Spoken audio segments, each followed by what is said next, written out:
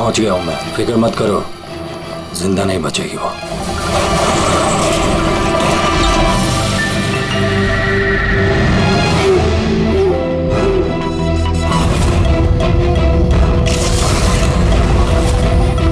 बंद कर इसको।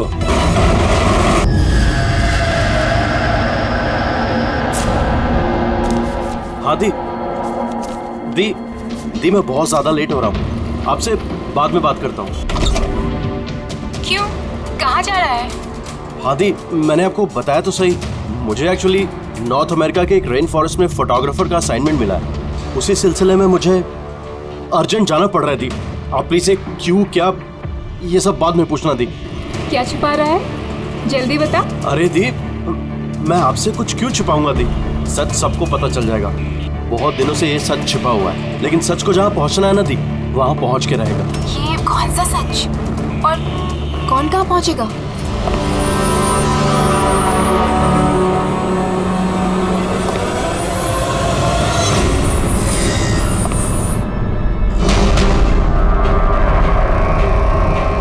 माया दी, मेरे पास बिल्कुल टाइम नहीं है।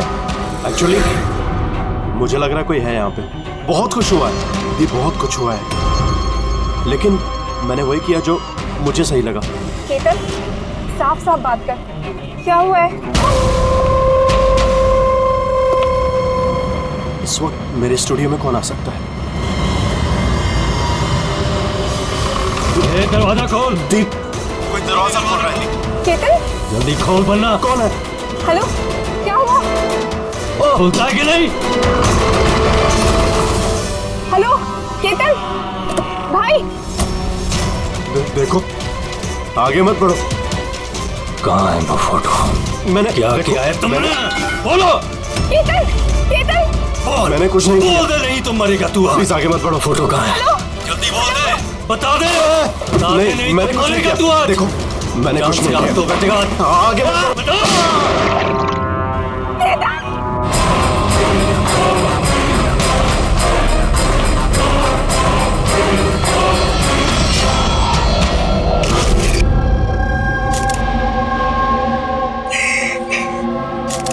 आप प्लीज बैठिए, संभाल।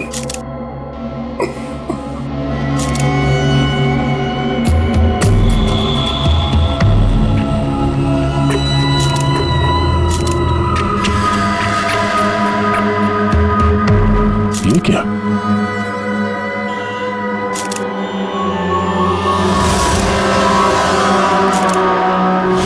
ये किसी के जूतों से आया लगता है। सर वो केतन के जूतों साफ थे, स्टूडियो के फ्लोर पे भी ऐसे निशान कहीं नहीं है। जस्ट पेपर दे।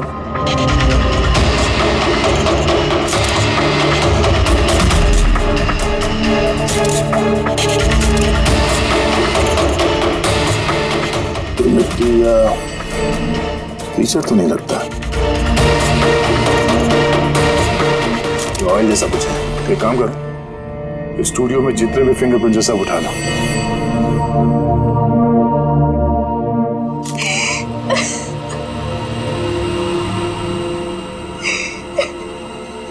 माया जी, हम जानते हैं कि ये समय ठीक नहीं है पूछताछ करने के लिए, पर फिर भी आपको परेशान कर रहे हैं। जरा ठीक से याद करके बताइए, आपने ये पूरा हादसा फोन पे सुना था, तो केतन और उस दूसरे आदमी के बीच में क्या बात हुई थी? वो आते ही बुरी तरीके से केतन को मार रहा था। वो चीख रहा था, चिल्ला रहा था, चीजें इधर उधर टूटने की आवाजें आ रही थी। मैंने कुछ नहीं किया, देखो आगे मत बढ़ो, मुझे कुछ नहीं मालूम ना। वो कुछ फोटोज के बारे में बातें कर रहा था। सर, ये माया जो कह रही है कि केतन का खून उस वजह से हुआ है, एक एविडेंस की वजह से। एविडेंस क्या? वो फोटोग्राफ था? सर, केतन ने किसी कपल की इंफॉर्मेशन लिख के रखी है सर, ये देखिए, कोई मनन और शामली है, जूर से। सर ये देखिए, कैलेंडर पर 14 अप्रैल 2018 ये डेट मार्क की, द एनिवर्सरी। अरे ये तो आज की डेट है। इसका मतलब है आज के दिन कुछ होने वाला था जिसके बारे में केतन जानता था। उसका मोबाइल फोन चेक करो, देखो आखिरी बार किससे बात हुई थी उसकी।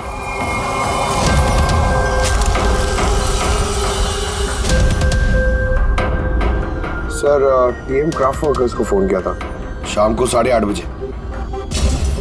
टीएम क्राफ्ट वर्कर्स, वो भी केतन के मर्डर के ठीक आधा घंटा पहले।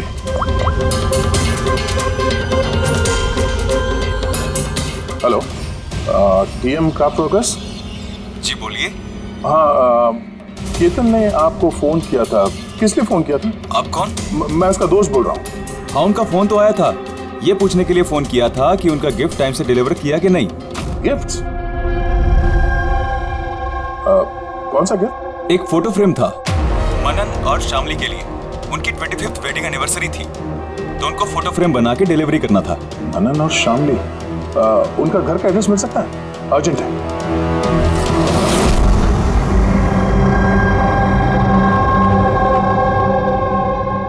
फोटो किसने भेजी? केतन? ये केतन कौन है? और इस तरह से हमारी फैमिली पिक्चर भेजेगा, क्या मतलब है? हाँ। कैसे जानता है वो हमारी फैमिली को? अरे किसी ने कोई मजाक किया होगा। ये मजाक नहीं है। आप कौन? सीआईडी। सीआईडी? केतन नाम का एक मशहूर फोटोग्राफर था, उसका खून हो गया इस फोटो की वजह से। पर सर, एक फोटोग्राफ के चक्कर में कोई किसी का मर्डर क्यों करेगा? लेकिन सर हम तो किसी केतन को जानते भी नहीं। केतन को नहीं जानते तो फिर उसने आप लोगों की फोटो आप ही को क्यों भेजी? पता नहीं। पर हमने तो कभी ऐसी फोटो खिंचवाई भी नहीं है। और ना ही ऐसी दीवार हमारे घर पर है। सर हमने तो कभी नहीं देखा। और देखिए ना सर, ये नकली फोटोग्राफ लग रहा है। आप खुद ही देखिए, इसमें दीदी है, जीजा जी है। सर ये खाली कुर्सी रखने का क्या मतलब है इसका? सर हमें तो लगता है कि किसी ने गलत तरीके से फोटो बनाकर हमें बेच दी है।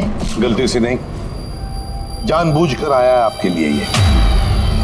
और वो भी अपनी जान कुर्बान करके।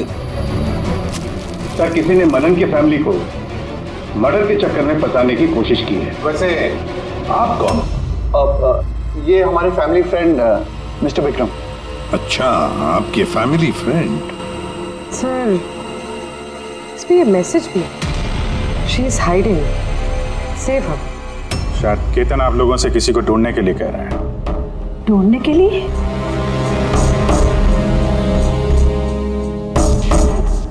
सर ये फोटो तो मेरी बेटी रिया जैसी लग रही है। हाँ, सर पता नहीं किसका हाथ पकड़ कर खड़ी है। देखो ना, ये हमारी बेटी जैसी ही लग रही है। नहीं, ये रिया नहीं है। ये रिया नहीं है। ये येलो कलर की ड्रेस मेरी रिया नहीं पहनी थी जब वो गायब हुई। लगता है केतन रिया को ढूंढने के लिए कह रहा है। ये रिया है, देखो ना। ये रिया नहीं है। एक मिनट, कब से गायब है आपकी बेटी रिया? 12 साल। 12 साल? सर ये 12 साल के बाद कोई किसी की इंफॉर्मेशन क्यों देगा? रिया 12 साल से रिया गायब है। कोई ना कोई वजह तो जरूर होगी ये फोटो भेजने की। सर कोई वजह नहीं है, ये सिर्फ एक कोइंसिडेंस है। और 12 साल के बाद अचानक कहाँ से रिया की इंफॉर्मेशन मिल गई उसे? सर देखिए, ये रिया हो ही नहीं सकती। रिया की मौत 12 साल पहले हो चुकी है। ये रिया कैसे हो सकती है? ये रिया ही है। मैंने देखो ना, ये हमारी बेटी रिया ही है। के पीछे पड़ी है। रिया ही। संभालिए अपने आप को। देखो तो। अरे चलो जल्दी।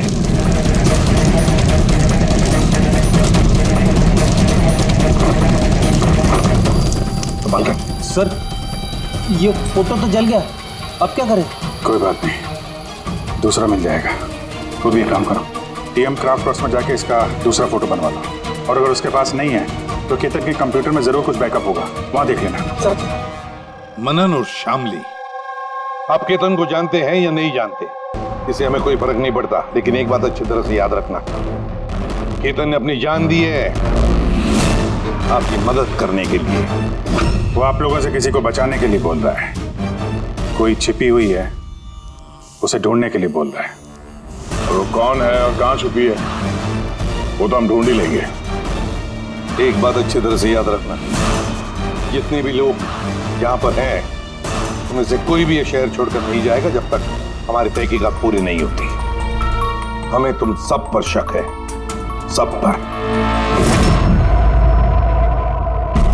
एक मिनट के लिए मनन, शामली, आयशा और विहान इनके इस नकली फोटोग्राफ को बाजू में रखते हैं और उनके पीछे जो दीवार है उन पर कंसंट्रेट करते हैं, ये फ्रेम्स और ये जो पीछे लिखे हुए नंबर्स पर। अब शामली ने इशारा किया था इस फ्रेम पर, 3 नंबर वाली फ्रेम पर, पीले रंग का फ्रॉक पहनी हुई और किसी का हाथ पकड़ा हुआ है उस लड़की ने। शामली को एकदम से लगा सर इस फोटो में ये बच्ची उनकी खोई हुई बेटी रिया है। और फिर ये message, she is hiding, save her. लेकिन सर विक्रम तो बार बार कह रहा था कि रिया मर चुकी है। हो सकता है ये मैसेज रिया के बारे में हो सकता है वो अभी भी जिंदा हो। बिल्कुल हो सकता है पूर्वी, बिल्कुल हो सकता है। और शायद केतन यही कहना चाहता है इन लोगों को, मनन के फैमिली को, कि शायद रिया जिंदा है और उसे मदद की जरूरत है। लेकिन सर उसे इतनी मेहनत करने की क्या जरूरत थी? फोन कर देता सीधे और बोल देता जो भी बोलना है रिया के बारे में, या फिर पुलिस को इन्फॉर्म कर देता। सर हो सकता है उसे किसी ने डराया धमकाया हो और तभी तो मजबूर होकर उसने ये सब किया है।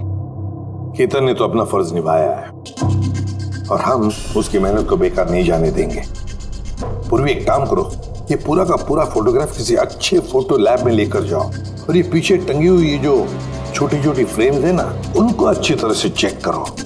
और ये भी देखो ये जो वॉल है पूरी, क्या वो फोटोशॉप तो नहीं की गई है? और रिया के लापता होने की एफआईआर की कॉपी भी चाहिए हमें। केतन मनन की फैमिली को तो नहीं जानता था, तो ऑब्वियसली रिया को भी नहीं जानता होगा। तो फिर उसने मनन की फैमिली को ये इंफॉर्मेशन क्यों दी और इस तरह से क्यों दी? सर केतन का खूनी जरूर रिया के फैमिली से जुड़ा हुआ है सर। इन सारे लोगों के फोन रिकॉर्ड्स चेक करो फ्रेडी, और साथ साथ केतन के फोन रिकॉर्ड्स भी। और एक बात, मनन की फैमिली पर कड़ी नजर रखो और साथ साथ उनका जो दोस्त है ना विक्रम, उस पर भी देखो ये लोग कहां कहां जाते हैं, किस किस से मिलते हैं, क्या क्या करते हैं। एक एक बात पर कड़ी नजर रखो, एक एक बात की खबर रखो। केतन के साथ जितने भी लोग काम करते थे ना, उनसे मिलना पड़ेगा। आप दोनों तो केतन को बहुत अच्छी तरह से जानते थे, तो कभी उसने आप लोगों को बताया किसी छोटी सी बच्ची के बारे में, जू के एक फैमिली के बारे में, उनके फैमिली पोर्ट्रेट के बारे में? जी नहीं सर, मुझे तो अब तक उसने कभी कुछ नहीं बताया। अच्छा, केतन सिर्फ आपके लिए काम करता था या और भी कुछ करता था किसी और के लिए? केतन मेरे लिए फैशन फोटोग्राफी करता था, साथ ही साथ बड़े बड़े फैशन हाउसेस के लिए एक्सक्लूसिव कैटलॉग शूट करता था। माया, आप केतन की बहन है तो आपको तो पता हो गया वो किस किस से मिलता था। सर केतन बहुत ही रिजर्व रहता था, बस अपने काम में ही मग्न, और उसके दोस्त भी गिने चुने ही थे। और सर हाल ही में केतन को एक इंटरनेशनल एग्जीबिशन के लिए असाइनमेंट मिला था, जिसके लिए वो मुंबई की गलियों में घूमकर स्ट्रीट फोटोग्राफी शूट किया करता था। वो फोटोग्राफ देख सकते हैं हम? जी सर।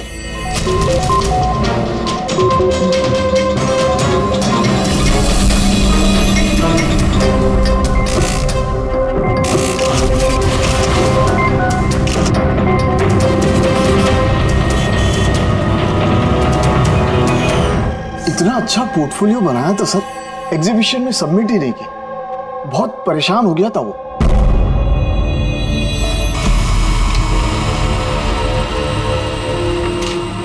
ये वॉल और उस पे लगे हुए सारे फोटोज एंड नंबर्स असली है। और बाकी सब? जिसने भी ये बनाया है उसने सिर्फ इस वॉल के ऊपर फैमिली वालों की फोटोज डाल दी इस खाली कुर्सी के साथ, ताकि ऐसा लगे कि फैमिली वालों ने इस वॉल की आगे बैठकर फोटो खिंचवाई। हाँ, लेकिन ये दीवार तो पक्का असली है। काफी एक्सपर्ट इंटीरियर डिजाइनिंग का काम लगता है।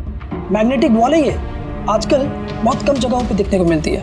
Magnetic wall? हाँ, मैग्नेटिक वॉल बनाने के लिए वॉल को एक स्पेशल पेंट से पेंट किया जाता है जिसके केमिकल कंपोजिशन में मैग्नेटिक एलिमेंट्स होते हैं जो उस दीवार को मैग्नेटिक प्रॉपर्टीज दे देते हैं। यानी ये दीवार तो ऑलमोस्ट मैग्नेट जैसी है। एकदम सही।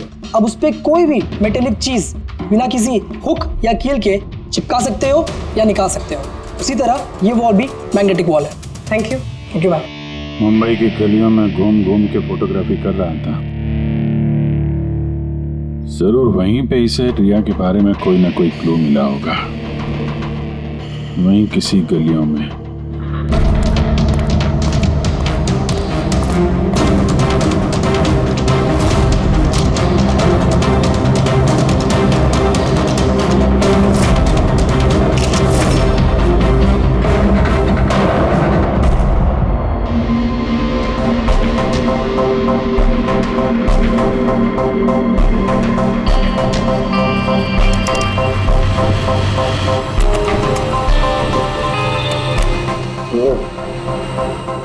ये बात है।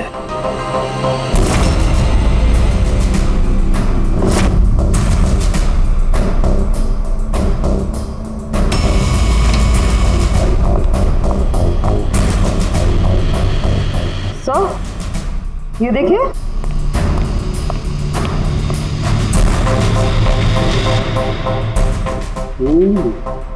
Good job Tarika. Thank you. बोल सामने क्या मिला? बॉस, एक खास चीज मिली है। दया, तुम्हें याद है तुमने मुझे कुछ चिकना सा पदार्थ ला करके दिया था जो तुम्हें क्राइम स्पॉट पे से मिला था, याद है? सर ये वहाँ क्राइम सीन पर मिला। ये मिट्टी या डामर तो नहीं लगता, शायद कोई ऑयल या ग्रीस हो सकता है।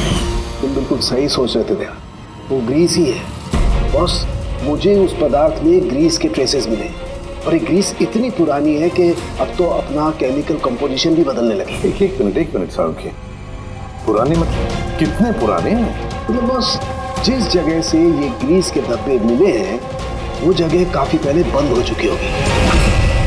और सर, केतन के नाक के फ्लूइड्स में से मुझे ये एक्रिलिक, नायलॉन, पॉलिएस्टर, पॉलीप्रोपिलीन, इन सब चीज़ों की ट्रेसेस मिले और उसके लंग्स में भी ये सारी सेम चीज़ें मिली हैं, fabric fibres. Nylon, polyester, olefin, acrylic, क्या ये सब सारी चीजें तो फैब्रिक से जुड़ी हुई हैं?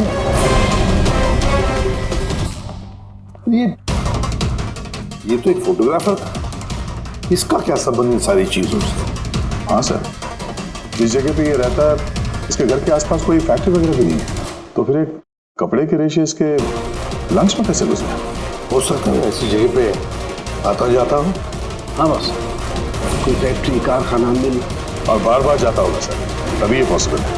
बार बार जाता होगा केतन ऐसी जगह पे, पर क्यों, किस लिए? सर, श्यामली डिप्रेशन में चली गई है, वो घर से बाहर ही नहीं निकलती।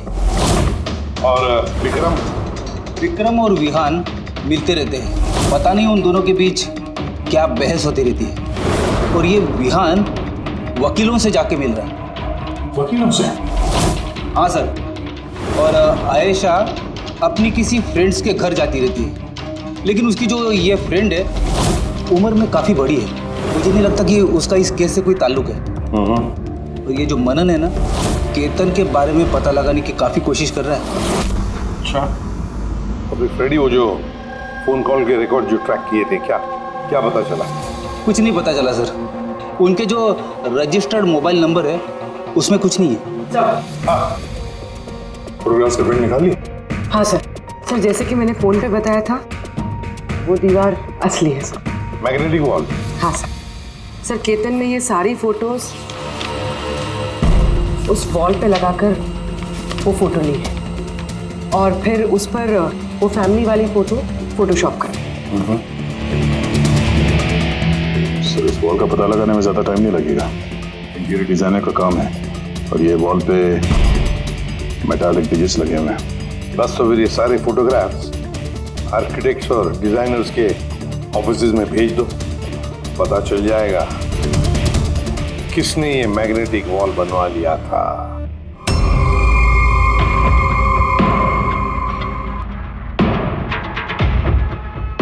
अब ये जो फैमिली बैठी हुई है इनके पीछे जो दीवार है वो आपने बनाई है क्या? सर एक NRI इंटीरियर डिजाइनर है, वो अपने बोल्ड और क्रिएटिव डिजाइन को लेकर काफी फेमस है। हो सकता है उसी ने वो बनाई है। ऑफ कोर्स ये मेरे ही डिजाइन्स है। मैजिक लाइफ एड लैब्स के लिए डिजाइन की थी मैंने। It's a magnetic wall. ये सारे नंबर्स मैग्नेटिक मटेरियल के हैं जिसे बिना कोई हुक या कील के लगा भी सकते हैं और निकाल भी सकते हैं।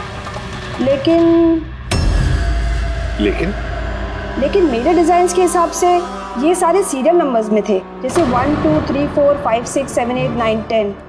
हाँ मगर मैम इसमें तो नंबर्स 1 3 2 0 6 7 8 9 ये ऐसे कैसे? हाँ? सर शायद केतन ने किया, लेकिन उसने इस वॉल की फोटो क्यों ली? ये तो अब मैजिक लाइफ एड लैब वाले ही बताएंगे। सर यही है वो वॉल जिसकी आपने हमें फोटो दिखाई थी? हाँ सर, और वॉल पे फोटोज के जो एक्चुअल नंबर थे वो ये थे सर। फोटोज में जो भी चेंजेस थे वो केतन ने किए थे सर। केतन, ये नंबर्स तो ऑर्डर में थे ना, फिर तुमने सिर्फ 3206 को चेंज कर उसके नीचे स्पेसिफिक फोटोज क्यों लगाई है? कुछ नहीं, वो पजल्स बना रहा, नंबर्स और फ्रेम्स को मिला के एक इंटरनेशनल एग्जीबिशन है उसी के लिए।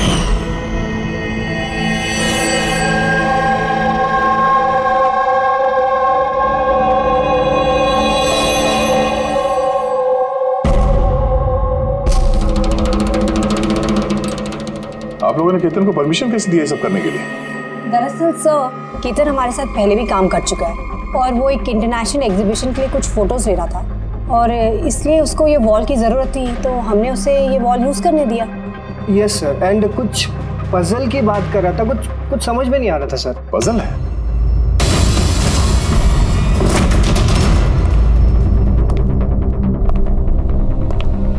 नंबर्स में पजल? उस पोर्ट्रेट में 3206 था और उसके नीचे जो फोटोग्राफ्स हैं, कहीं वो फोटोग्राफ्स ही पजल तो नहीं? हो सकता है केतन हमें उन फोटोग्राफ्स के जरिए रिया की कहानी बताना चाहता हो।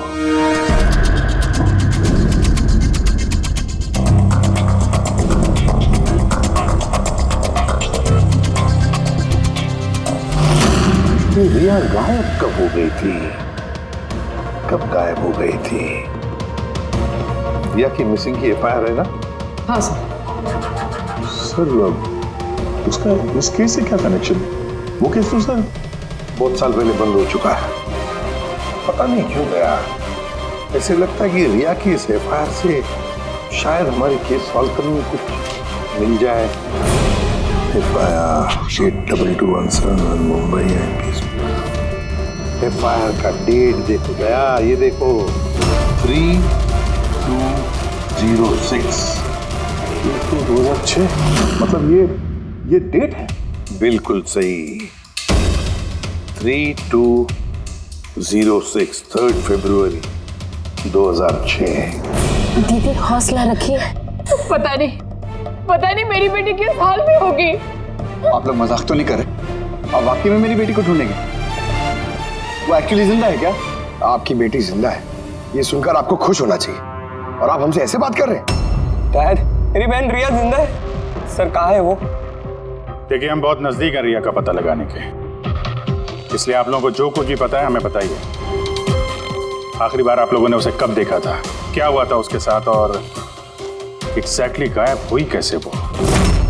लेकिन सर इन 4 फोटोज का क्या मतलब है? केतन जरूर हमें रिया के बारे में कुछ बताने की कोशिश कर रहा था। देखो ना फोटोग्राफ को, ये 3 नंबर का फोटो देखो, इसमें एक छोटी बच्ची रो रही है, किसी बड़े आदमी का हाथ पकड़ के जा रही है। फोटो नंबर 2 में रिया थोड़ी बड़ी हो चुकी है, ऐसे जाली के पीछे जैसे उसे किसी ने उस जाली के अंदर कैद करके रखा है। ये तीसरा फोटो, इसमें भी ऐसे लग रहा है कि इसे बंदी बना कर रखा गया है। और सर इस आखिरी फोटो में कोई उसे गले लगा रहा है और पीठ पे खंजर मारने जा रहा है। सर ऐसा लगता है कि केतन इन फोटोग्राफ के जरिए रिया की कहानी बता रहा है। एग्जैक्टली। देखो, रिया बचपन में किडनैप हो जाती है, फिर वो बंदी बनाई जाती है, और फिर जब वो 18 साल की हो गई तो उसे इन जंजीरों में जकड़ के रखा था। और फिर उसे कोई मिल गया जिसने उसे मारने का प्लान बनाया। कोई ऐसा जिस पर रिया विश्वास करती है? मतलब सर, केतन ने जानबूझ के मॉडल्स की ऐसे फोटो बनाई है ताकि सच को सामने लाया जा सके, इसलिए उसने केतन को रास्ते से हटा दिया। रिया बाकी बच्चों की तरह नॉर्मल नहीं थी। उसका दिमाग उसकी उम्र के बच्चों के कंपैरिजन में बहुत ही कमजोर था, इसीलिए उसे लगातार दवाइयों की जरूरत पड़ती थी। अगर वो दवाइयां नहीं लेती थी तो उसका दिमाग कंट्रोल में नहीं रहता था। वो कुछ भी कर सकती थी, वो अपने आप को चोट पहुंचा सकती है, वो अपने आप को मार भी सकती है। तो ये रिया गायब कहाँ से हुई? हमने उसे स्पेशल बच्चों की स्कूल में डाला था, वहीं से वो गायब हुई है। तो फिर उसके बाद आप लोगों को कोई फोन आया पैसों के लिए या किसी और चीज के लिए? नहीं, कुछ नहीं। हाँ, पर बाद में हमें पता चला कि हॉस्पिटल में से उसकी मेडिकल फाइल गायब हो गई थी। फाइल गायब हो गई? कोई भला ऐसा क्यों करेगा? वो भी ऐसी लड़की की जिसकी दिमागी हालत इतनी नाजुक है। वही तो मैं कह रहा हूं। अरे जिसकी दिमागी हालत इतनी नाजुक हो, वो लड़की 12 साल कैसे जिंदा रह सकती है? अरे मुसीबत थी वो। कैसे कह सकते हैं आप ये? शर्म आनी चाहिए आपको। बेटी है वो आपकी। एक बात तो समझ में आ गई मिस्टर मनन, अगर रिया मिल भी गई तो आपको ज्यादा खुशी नहीं होगी। लेकिन हम उन्हें ढूंढ के रहेंगे किसी भी तरह।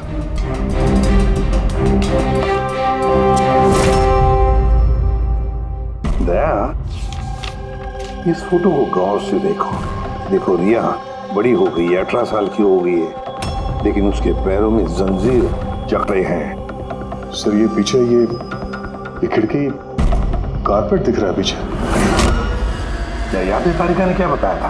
केतन के नाक के फ्लूइड्स में से मुझे ये एक्रिलिक, नायलॉन, पॉलिएस्टर, पॉलीप्रोपिलीन, इन सब चीज़ों के ट्रेसेस मिले। ये सारी चीजें फैब्रिक से जुड़ी हुई है, कारपेट से। ये केतन फोटोज के जरिए बताने की कोशिश कर रहा था कि ये रिया किसी पुरानी मिल या फैक्ट्री में है। सर, चौथे फोटो में ऑयल कैन और खाली बक्से।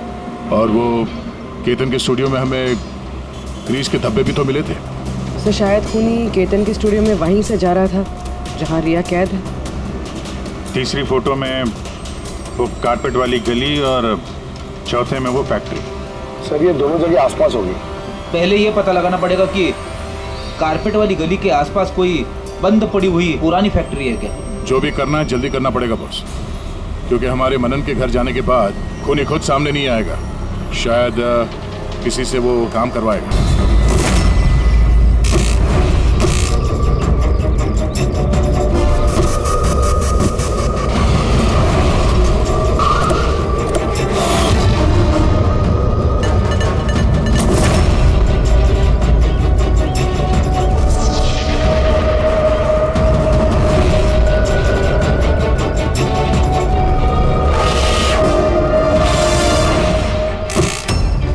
इन्होंने ही हमें पैसे दिए थे हमारी फोटो खिंचाने के।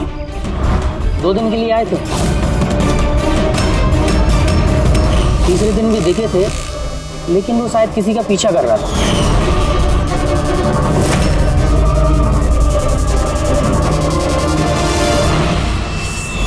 किसका पीछा कर रहा था?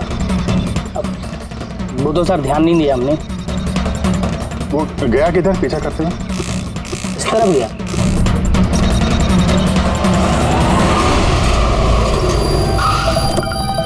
हाँ, पहुंच गया हूं मैं, फिक्र मत करो, जिंदा नहीं बचेगी वो।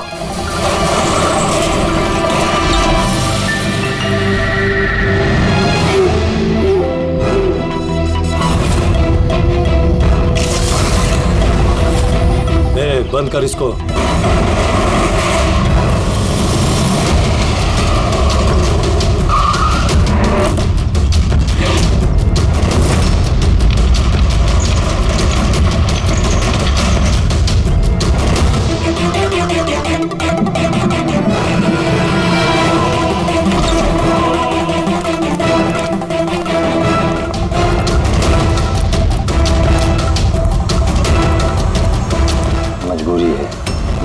खत्म करना पड़ेगा। बच्ची की बॉडी को ठिकाने लगाने के बाद इस सारी जगह को आग से खत्म कर दो, ताकि किसी के हाथ में कोई सबूत ना जाए। यहाँ पे तो कुछ मिला नहीं, चलो दूसरी जगह देखते हैं।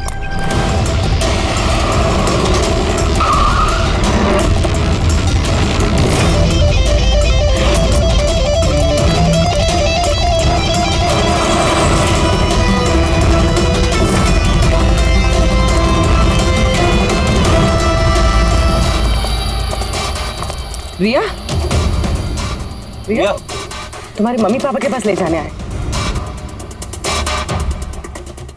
चलो। रुक जाओ।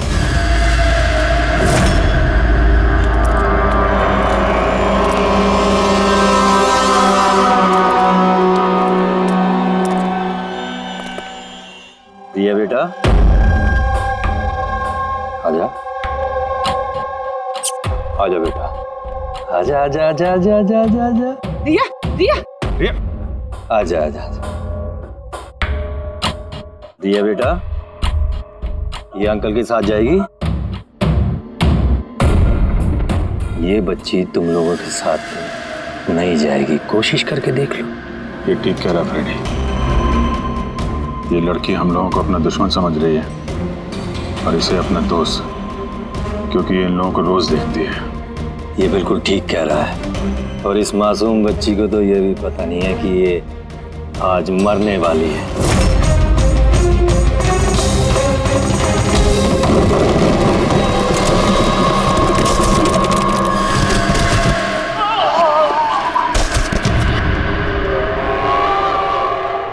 कौन हो तुम लोग? किसने भेजा तुम्हें? ये तुम्हें कभी पता नहीं चलेगा।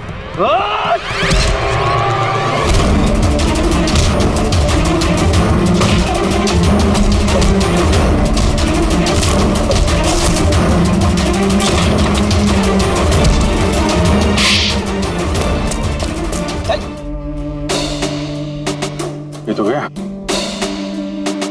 किसने भेजा तुम लोगों को? हैं? साहब, मुझे कुछ नहीं मालूम साहब, सब कुछ इसी को मालूम है।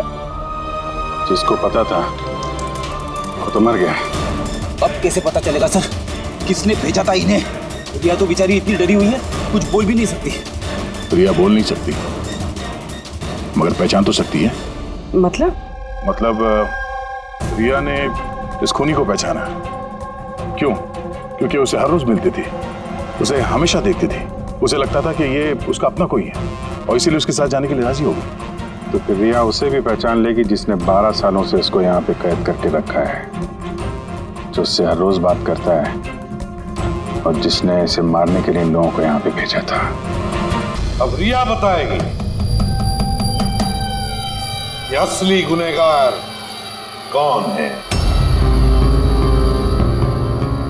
रिया, जाओ रिया। अच्छा मेरी बच्ची, आ बेटा।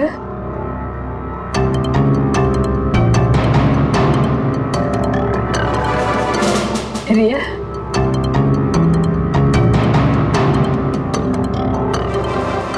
आजा मेरी बच्ची, अपनी माँ के पास आजा बेटा। आ बेटा, आ बेटा, आजा आजा मेरी बच्ची,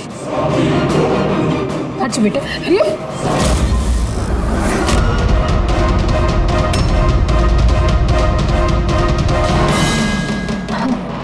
ये तो कमाल हो गया शामली जी। आपकी बेटी 12 साल के बाद आपसे मिलती है, लेकिन आपके पास नहीं है। अपने मौसी के गले लग जाती है, ये कैसे? वो तो माँ की जैसी हूँ ना मैं इसकी, बहुत प्यार करती है ये मुझसे, इसीलिए। अरे वाह मौसी जी, आपसे इतना प्यार कि रिया अपनी माँ को पहचान नहीं पाई और आप ही के गले लग गई। क्यों? और जानती है क्यों? क्योंकि पिछले 12 साल से सिर्फ एक ही शख्स है जो रिया से मिल रहा था, बातें कर रहा था, जिसे रिया अपना समझती थी। ये क्या बकवास कर रहे हैं? मैं क्यों मिलूंगी इससे? मैं नहीं मिली इससे। रिया से बिल्कुल मिली थी, पिछले 12 सालों से मिल रही थी तुम। बकवास हम नहीं कर रहे आयशा, बकवास तुम कर रही हो। हमने तो उस डॉक्टर को भी ढूंढ निकाला जिसकी मदद से तुम पिछले 12 सालों से रिया को दवाइयां देती थी, उसकी टेस्ट करवा रही थी। मैं किसी डॉक्टर को नहीं जानती, मैं कह रही हूँ ना आपसे, मैंने कोई मेडिकल टेस्ट नहीं करवाया इसका। बिल्कुल करवाई थी। नहीं, मैंने कोई टेस्ट नहीं करवाया। झूठ बोल रही हो तुम, टेस्ट करवाया था तुमने। मैंने कोई टेस्ट नहीं करवाया, मैं सच कह रही हूँ। मैं किसी डॉक्टर को नहीं जानती, मैं तो इसे 12 सालों से वही दवाई दे रही हूँ जो ये 7 साल की उम्र से खाती आ रही है बस।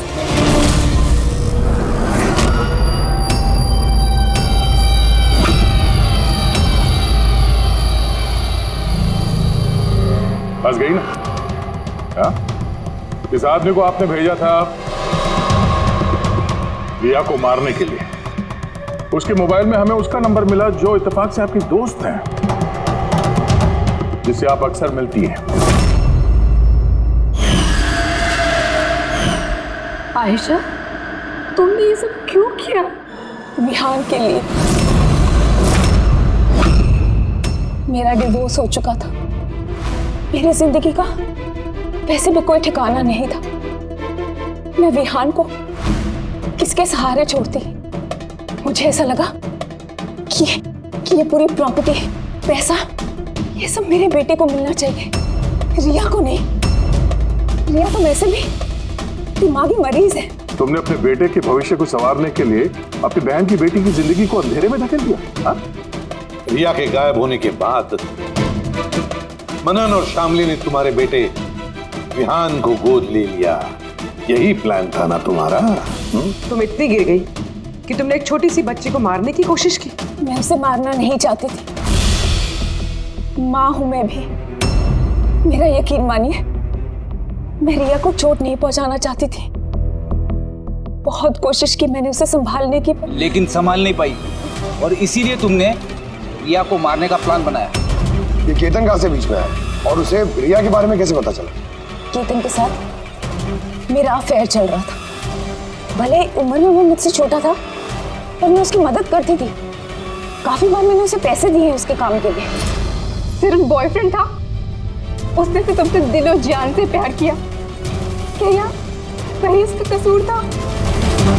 तो तुम्हारा बॉयफ्रेंड था तो तुमने उसे मारा क्यों?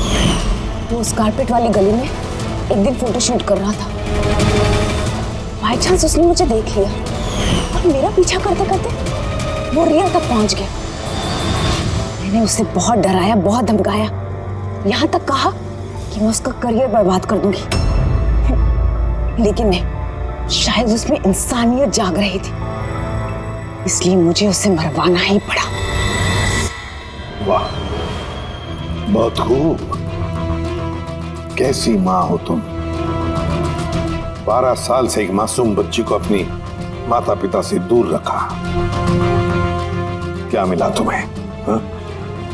भूल गई तुम कि देर से ही सही सच्चाई तो सामने आ ही जाती है। अपने स्वार्थ के लिए बहुत बड़ा जुर्म किया है तुमने।